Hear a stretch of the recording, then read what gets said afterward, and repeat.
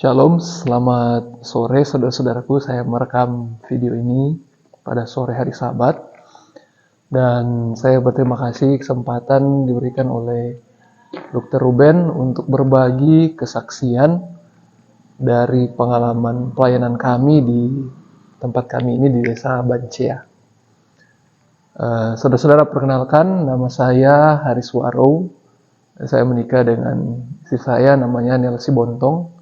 Dan kami secara keluarga terpanggil untuk melayani sukarela. Sejak sebelum menikah, kami mengikuti beberapa pelatihan medical missionary. Kami tamat dari Unclub, saya tamat bahasa Inggris, dan istri saya tamat perawat. Dan di masa setelah saya kuliah, bisa mengenal dunia pelayanan lewat medical missionary. Dan istri saya ketika dia sementara berkuliah, dia kenal juga pelayanan dari medical missionary. Sehingga Tuhan mempersatukan kami dalam pelayanan sukarela. Saudara-saudara, kami terpanggil melayani sebenarnya awalnya setelah menikah kami ke Tosik ya, di Toraja, di sebuah pedalaman di Toraja. Dan dalam kurun waktu yang tidak juga singkat, ada sekitar 3,5 tahun, kami melayani di sana ketika kami baru menikah. Dan banyak pengalaman di Tosik yang membentuk kami lebih dewasa dalam pelayanan untuk bisa tiba di Bancea ini. Nah, saudara-saudara, Desa Bancea, tempat di mana kami melayani hari ini, berada di pesisir Danau Poso yang kalau jaraknya dari Palu sekitar 10 jam, kalau dari Toraja sekitar 8 jam, kalau dari Palopo sekitar 6 jam. Dan akses ke tempat ini lewat jalur darat, bisa kalau saudara ingin ke tempat ini bisa lewat mobil ya, untuk bisa tiba di tempat ini. Kami ke tempat ini, saudara-saudara, bukan karena rencana pribadi kami, tetapi kami belajar sejak dari Tosik untuk banyak bertanya kepada Tuhan, banyak berdoa untuk meminta rencana Tuhan.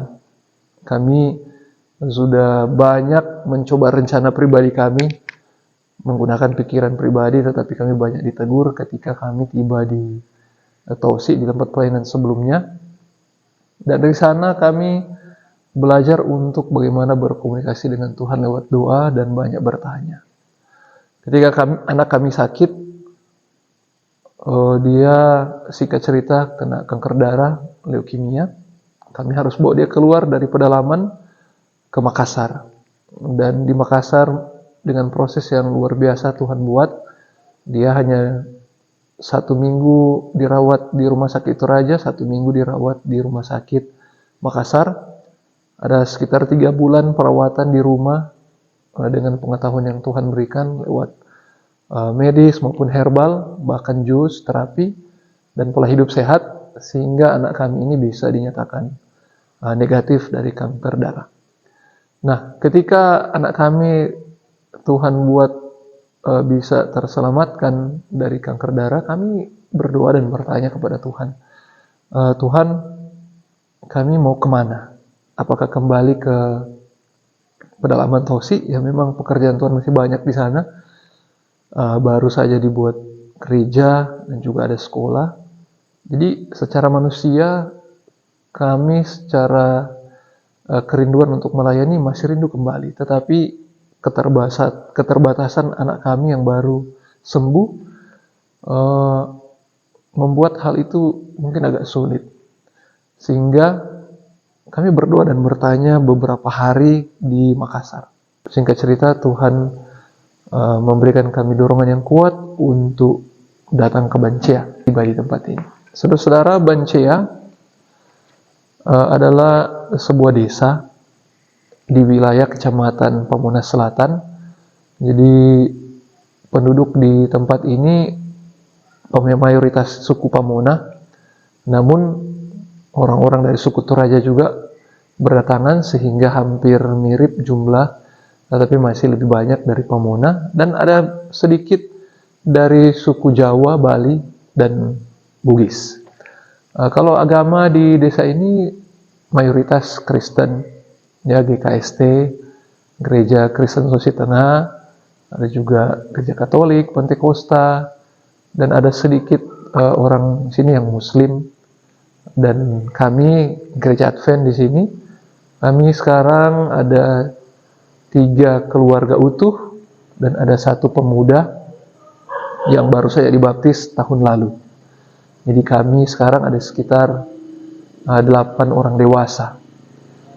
Saudara-saudara, pelayanan yang terbuka di Desa Bancea ketika kami tiba di sini tahun 2020. Kami tiba di sini tahun 2020 pasca anak kami bisa sembuh dari sakit, dan beberapa bulan kami berdoa mengajak keluarga dan 1 keluarga Advent untuk berdoa.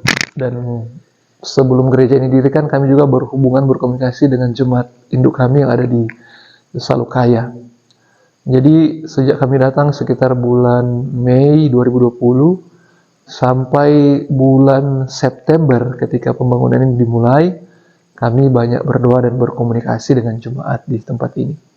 Saudara-saudara, membangun gereja di lokasi ini ada cerita di mana ibu saya, mertua kami di tempat ini, yang nanti ada video ya sekalian dengan gambar lokasi tempat ini. Lokasi gereja ini berada di depan jalan akses dari warga dari kampung ke kebun, baik yang ada di seberang sungai maupun di kebun bagian sebelah, di mana setiap hari di sini mereka lalu lalang untuk ke kebun dan kembali ke kampung. Hari ini hari Sabat, jadi mereka ini kosong karena belum jam pulang.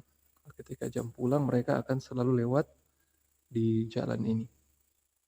Puji Tuhan, tanah ini juga adalah hasil doa anggota jemaat kami di tempat ini.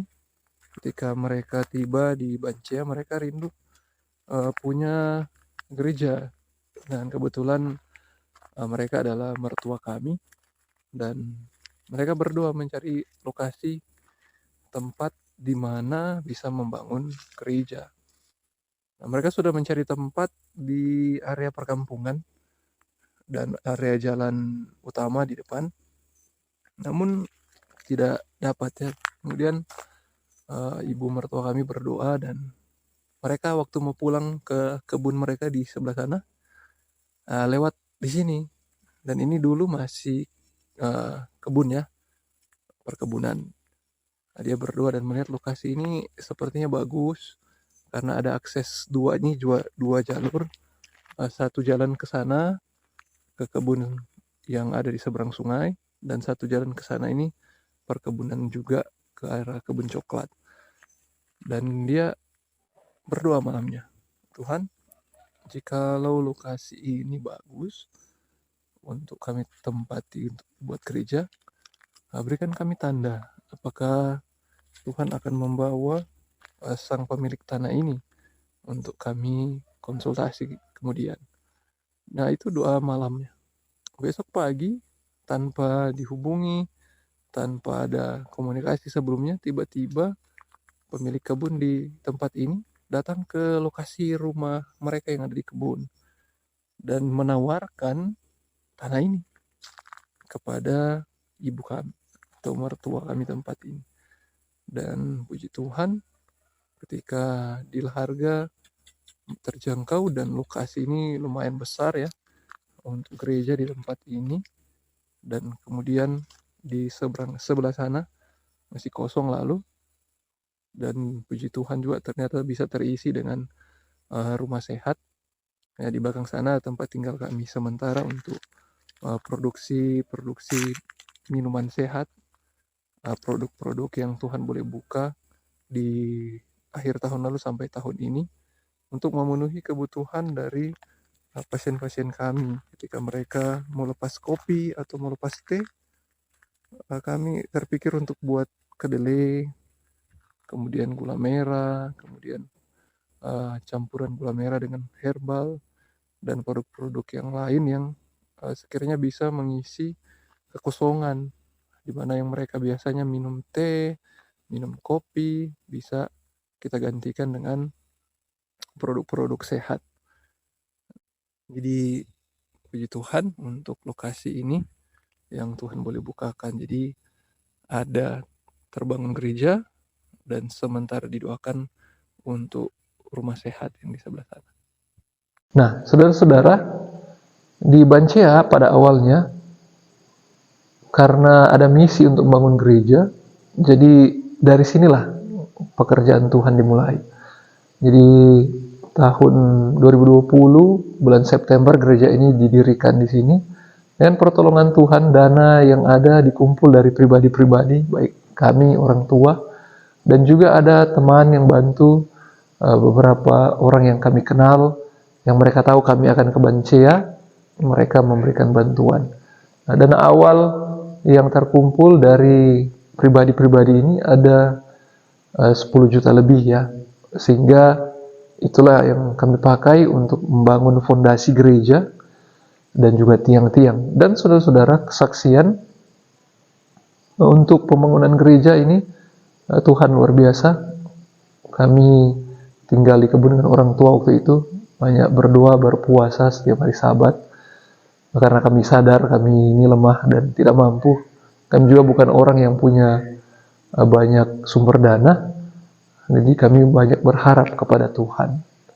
Dan puji Tuhan pembangunan gereja ini dari tahun 2020 September ke 2021 ke 2022 berjalan berkelanjutan terus menerus.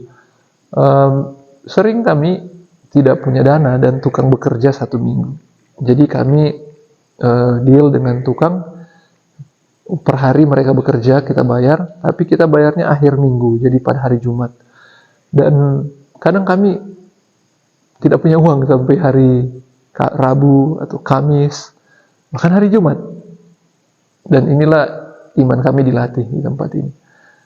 Dan saudara-saudara, dana itu datang bukan karena kami punya uang, tetapi karena keyakinan yang Tuhan berikan. Jadi Tuhan buka dari mana saja. Kami buat video pembangunan di tempat ini, pelayanan kesehatan masyarakat disebar, saya tahu, dan Tuhan menggunakan ini. Ada teman-teman juga yang melihat pelayanan kami tempat ini, mereka membantu. Nah, saudara-saudara, ketika pembangunan gereja ini berjalan terus-menerus, warga di sini, masyarakat melihat, mereka lihat, kok gereja ini bisa berjalan terus ya, dengan luas atau besar gereja 7 kali 12 ditambah 3 meter ruangan persiapan di belakang. Ini bangunan yang cukup besar untuk kami 3 anggota keluarga waktu itu. Jadi menimbulkan keheranan baik bagi warga yang lewat maupun tukang yang bekerja, karena yang bekerja pada awalnya ini bukan cuma pada awal, sampai hari ini yang mengerjakan gereja ini ya tukang yang non-Advent. Dan beberapa kali ada kerja bakti baik kami di Jemaat Bancea maupun Jemaat Induk kami di Salukaya yang sering membantu kami di tempat ini, menyokong dengan luar biasa. Dan saudara-saudara, setiap hari Jumat kami membayar dengan pertolongan Tuhan selama kurang lebih 2 tahun, dari 2020 ke 2022. Sehingga saat ini kalau saudara lihat di gereja sudah terpasang atap, dinding, tehel, plafon, dan pertolongan Tuhan.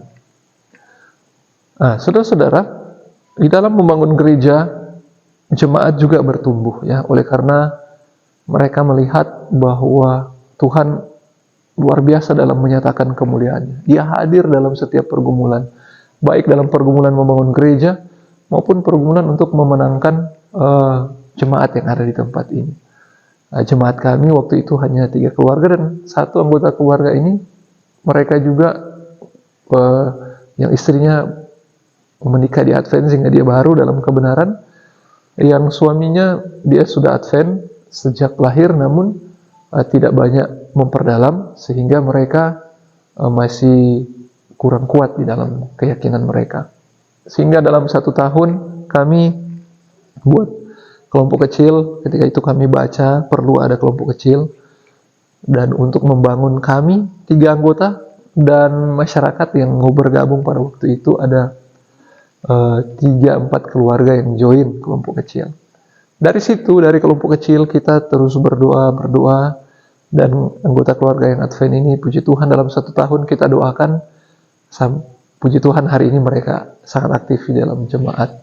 Dan saudara-saudara, ketika gereja dibangun, yang bangun ini tukang, sehingga kami bertanya-tanya, Tuhan, apa yang harus kami lakukan? Kalau dulu waktu di Tosi, kami bantu tukang untuk bekerja, pikul kayunya, anak-anak cari pasir, anak-anak cari kerikil.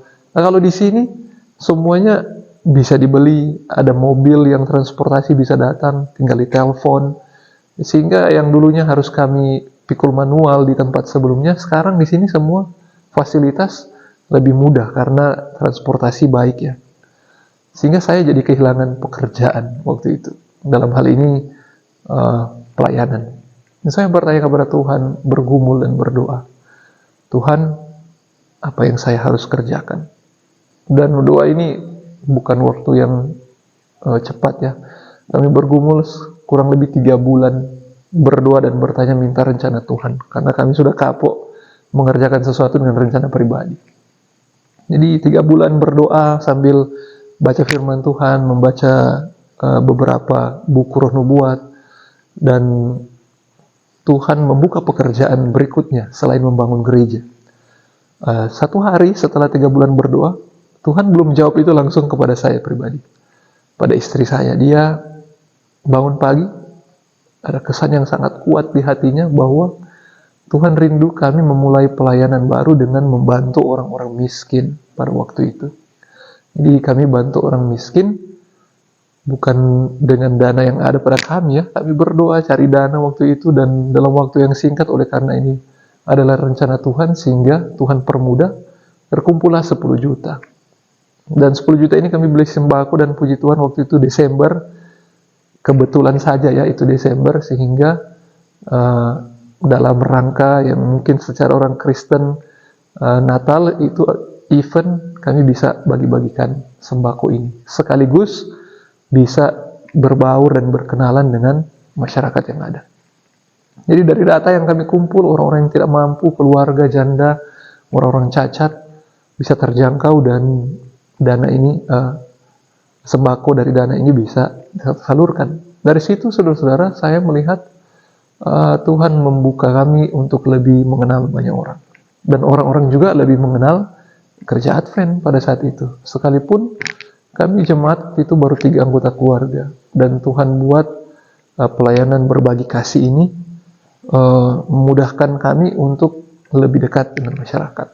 Bukan cuma itu. Pada saat itu COVID masih melanda seluruh Indonesia. Dan saya membaca beberapa kutipan roh nubuat di mana jikalau ada umat-umat Tuhan, keluarga-keluarga yang mengetahui jenis-jenis tanaman yang bisa dipakai untuk membantu orang sakit, merawat orang sakit, maka itu akan menjadi berkat di dalam pelayanan. Nah, kebetulan keluarga, istri, anak, orang tua, saya punya adik ipar di sini, mereka kena semua COVID.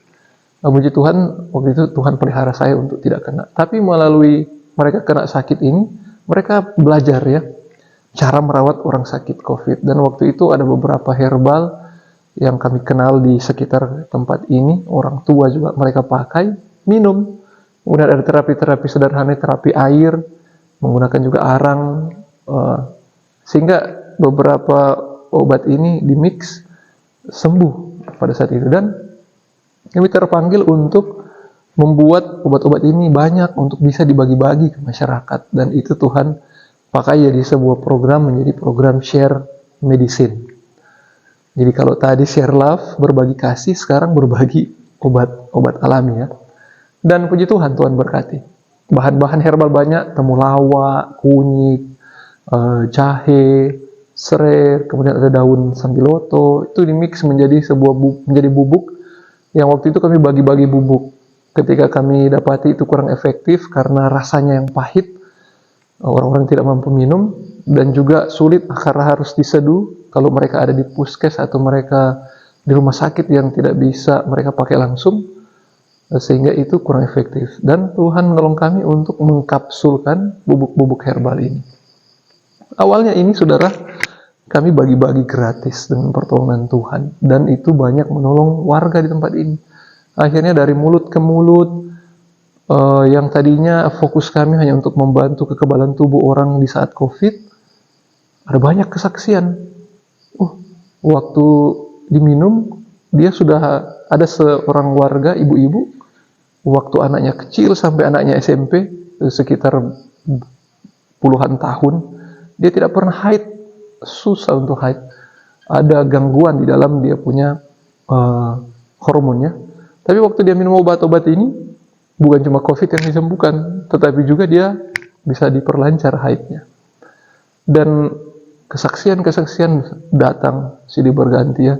Orang-orang yang bergumul dengan penyakit-penyakit bawaan mereka, ada banyak yang melalui obat-obat ini dan kuasa Tuhan mereka disembuhkan.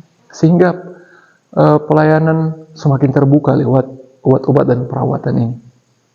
Nah, saudara-saudara, Yesus ketika di dunia ini, di dalam Matius 14 ayat 14, saudara-saudara bisa buka Alkitab dan membaca Matius 14 ayatnya yang ke-14.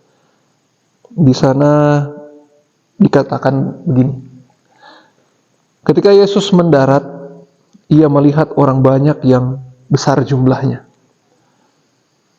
Maka tergeraklah hatinya oleh belas kasihan kepada mereka, dan ia menyembuhkan mereka yang sakit.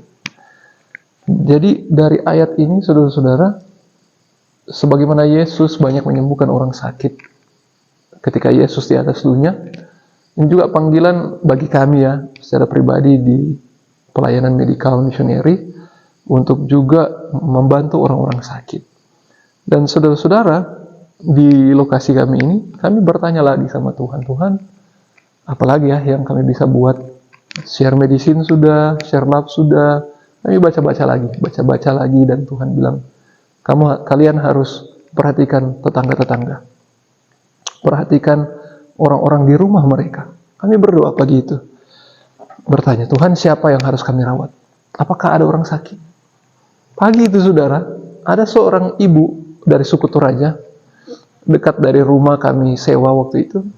Dia datang, dan istri saya bertanya, adakah orang sakit di sini?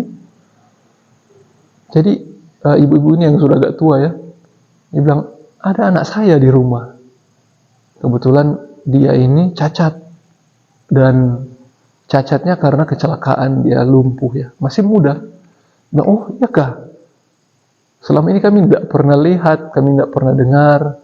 Namun dari doa dan membaca, kemudian ada ibu ini datang, kami bertanya. Tuhan pertemukan kami dengan seorang muda namanya Petrus ya, dipanggil Lala waktu itu. Dia waktu itu sekitar 26 tahun. Jadi istri saya pergi pertama melihat keadaannya, dia terbaring di atas tempat tidur kurang lebih 3 tahun. Bahkan dia bersaksi ya, ada sebuah video, kalau saudara-saudara mau lihat kesaksiannya, Petrus bagaimana perjuangannya dari putus asa pasca kecelakaan. Dia yang tadinya sudah bekerja di perusahaan di Morowali, ketika dia celaka, dia tidak bisa bikin apa-apa, hanya di atas tempat tidur kurang lebih 3 tahun. Dan dia share banyak hal, saya rekam waktu itu kesaksiannya, di mana dia juga sempat mau bunuh diri, dia sempat tidak tahu, tidak semangat dalam hidupnya. Tapi Tuhan buat kami yang dalam keterbatasan kami harus pergi dari Tosi, pedalaman, kemudian Tuhan bawa ke tempat ini yang kami pikirnya hanya bangun gereja, tetapi ternyata ada orang-orang yang sangat membutuhkan perawatan, pelayanan secara fisik maupun secara rohani dan mental. Kami datang ke rumahnya, berkunjung di awal setiap hari, dan kemudian bertahap 1 minggu sekali, dan akhirnya puji Tuhan dengan pertolongan Tuhan, bantuan dari jemaat untuk bantu buat trek jalan dari kamar ke kamar mandi. Dan Petrus ini ada sebuah kuasa yang menolong dia untuk bersemangat, untuk bangkit dari keterpurukannya di tempat tidur. Kami ajak untuk, Petrus, coba kamu latih kekuatanmu. Nanti pasang kayu di atas tempat tidur, nanti kamu coba latih-latih dulu tangan, kuatkan badanmu supaya kamu bisa duduk. Kami banyak perlihatkan dia video-video orang-orang cacat yang lain yang mereka masih beraktivitas ya, walaupun kaki mereka lumpuh. Sehingga itu mendorong, dan juga firman Tuhan yang kami bahas hari demi hari, hari demi hari, itu membangkitkan dia. Saudara-saudara, tidak mudah orang yang patah semangat hidup, keadaan cacat, anak muda. Kami percaya Tuhan bekerja. Sehingga dia tadi waktu hari Sabat, dia bilang, waktu saya berusaha berjalan, berusaha pindah ke kursi roda, dia sempat jatuh beberapa kali. Dan untung ada orang yang dengar dia jatuh dan bantu angkat dia. Jadi ada proses yang Tuhan buat sehingga Petrus ini hari ini dia bisa pindah dari tempat tidurnya ke kursi roda. Hari ini dia sudah bisa membantu orang tua, membantu memelihara ternak. Kebetulan orang tuanya bukan Advent, mereka pelihara babi. Dia bantu potong-potongkan sayur, memberi makan ayam. Dia sudah mulai coba untuk menanam. Jadi dia mulai mengisi kehidupannya dengan kegiatan-kegiatan yang berguna.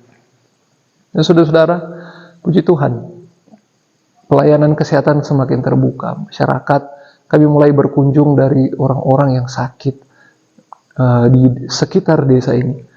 Baik orang-orang yang diabetes, orang-orang yang masalah asam urat, dengan petunjuk-petunjuk pola hidup sehat, yang masalah lambung, kami bagikan lewat mulut ke mulut ya, rumah ke rumah. Singkat cerita, saudara-saudara, Petrus yang lumpuh tadi, tahun lalu ketika kami di sini jemaat buat KKR dan juga seminar kesehatan, Health Expo tahun lalu, dan Petrus memberikan diri untuk dibaptis. Puji Tuhan, hari ini Petrus menjadi bagian dari umat-umat Tuhan. Nah, saudara-saudara, Tuhan membuka pekerjaan Tuhan di tempat ini bukan hanya lewat kesehatan. Banyak orang di sini yang tidak punya pekerjaan. Sehingga kami berpikir, Tuhan, bagaimana caranya untuk bisa memberikan warga ini pekerjaan? Ternyata Tuhan buka lewat pembangunan gereja. Pembangunan gereja butuh orang kerja. Yang bekerja di tempat ini warga.